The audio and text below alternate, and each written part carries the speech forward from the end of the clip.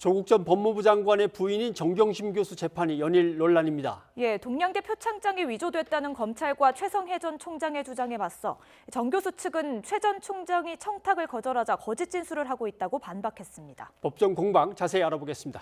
이현아 기자. 네. 예. 자, 오전, 오후 검찰과 변호인 신문이 나눠서 진행이 된 거죠. 네, 그렇습니다. 오전에는 검찰 신문이 그리고 오후에는 변호인 측의 반대 신문이 진행이 됐습니다. 어제 재판은 증인으로 나온 최성해 전 동양대 총장을 상대로 표창장 위조 여부에 대해 질문이 이어졌습니다.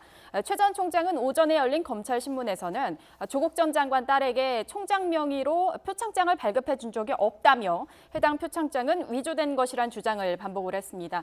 최 전 총장은요, 표창장 관련 결제 서류를 본 적이 없고 수상자 주민등록번호를 전부 기재한 경우도 없었던 것 같다라고 말을 했습니다. 또 상장 일련 번호가 틀렸고 정 교수가 평소 자녀 자랑을 많이 했기 때문에 딸이 튜터로 그리고 또 아들이 수강생으로 활동했다면 자신에게도 자랑을 했을 것이다라고 말을 했습니다. 예, 그런데 오전에 작성된 언론 기사만 보면 좀 단정적으로 말한 것으로 보도가 됐는데요. 오후 변호인 신문에서는 진술이 조금 다른 느낌이었다고요. 네, 오후에는 정 교수 측 변호인이 그 동양대에서 발급된 표창장 관련한 질문을 이어가자 최 전 총장의 진술 내용이 조금씩 바뀌었습니다. 검찰의 신문에서는 정 교수 딸 표창장은 일련 번호 형식이 총장 명의 상장과 다르다며 위조된 것이라고 주장을 했다가 변호인이 일련 번호가 유사한 또 다른 표창장을 제시를 하자 표창장 관리가 정상적이지 않다는 점을 일부 인정하기도 했습니다. 또 재판부가 조 씨가 받은 것이 총장상이냐 상장이냐 묻자 상장이라고 했다가 총장상이라고 번복을 했고 재판부가 다시 다그치자 잘 모르겠다며 다 똑같다고 얼버무리기도 했습니다. 변호인 측은 최 전 총장의 말이 오락가락하고 있다며 진술의 신빙성을 집중적으로 제기했는데요. 직접 들어보시겠습니다. 처음엔 언론 보도를 통해서 알았다.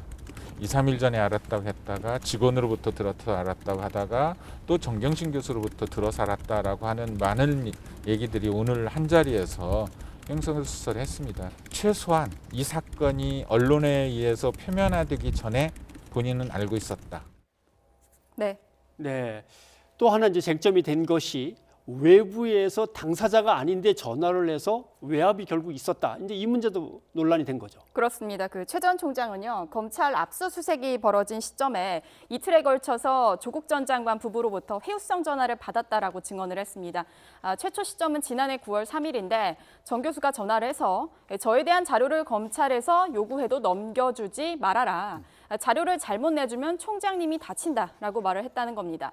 다음 날에도 관련 통화가 이어졌는데 이번에는 조 전 장관이 위임했다고 하면 모두가 괜찮다며 관련 내용의 보도 자료를 내달라 요구했지만 본인은 거절했다라는 내용으로 증언을 했습니다.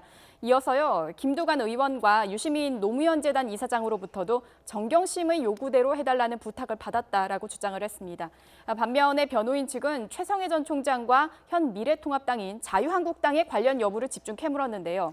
변호인이 당시 한국당 김도읍 의원에게 정경심 교수와 나눈 문자를 제공했냐 이렇게 추궁하자 최 전 총장은 김 의원 보좌관에게 넘겼다라고 답을 했습니다. 실제 김 의원은 청문회에서 정 교수와 최 전 총장의 문자 내용을 공개하기도 했는데요.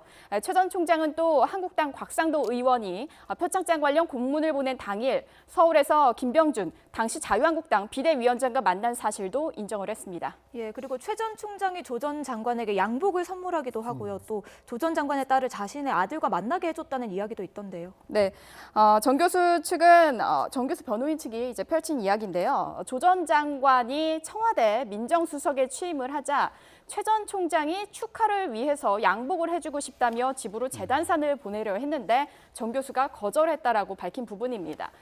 최 전 총장 역시 이런 사실을 인정했는데요.